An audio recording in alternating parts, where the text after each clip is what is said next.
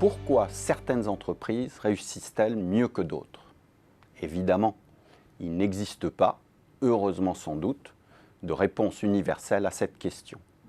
Aucune méthode, recette ou algorithme ne peut garantir à coup sûr que les décisions prises conduiront au succès de l'entreprise.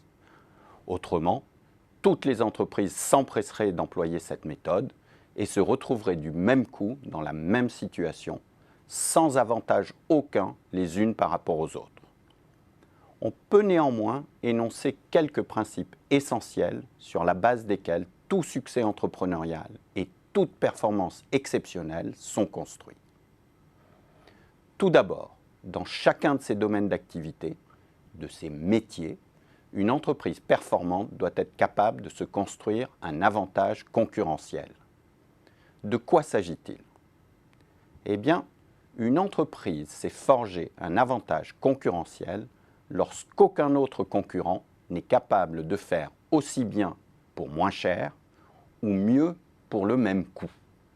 Nul besoin d'être, comme le préconisent pourtant la plupart des manuels de stratégie et beaucoup de consultants, le moins cher ou le plus exceptionnel pour avoir des performances remarquables.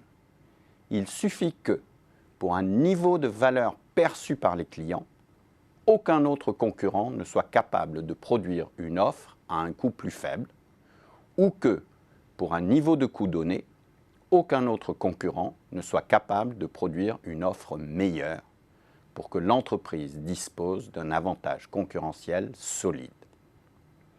Toyota n'est ni le producteur de voitures le moins cher au monde, ni celui qui offre les voitures les plus remarquables. Mais pour le niveau d'attractivité et de fiabilité offert par Toyota, aucun autre constructeur automobile n'est capable de produire une offre similaire à un coût inférieur. Et pour un niveau de coût donné, Toyota offre, et de loin, les voitures les plus fiables et les plus attractives du marché. Ensuite, si l'entreprise est capable de se doter d'un avantage concurrentiel dans chacun de ses domaines d'activité, elle peut amplifier cet avantage en combinant des métiers entre lesquels elle est capable de créer des synergies. Ces synergies peuvent apparaître le long de la chaîne de valeur, lorsque l'entreprise choisit de s'intégrer verticalement.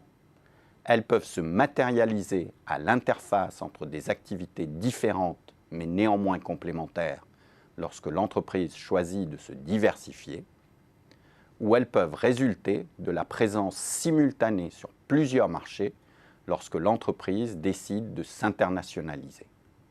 Ces deux composantes de la réussite des entreprises performantes correspondent à ce que l'on appelle habituellement la stratégie business et la stratégie corporate.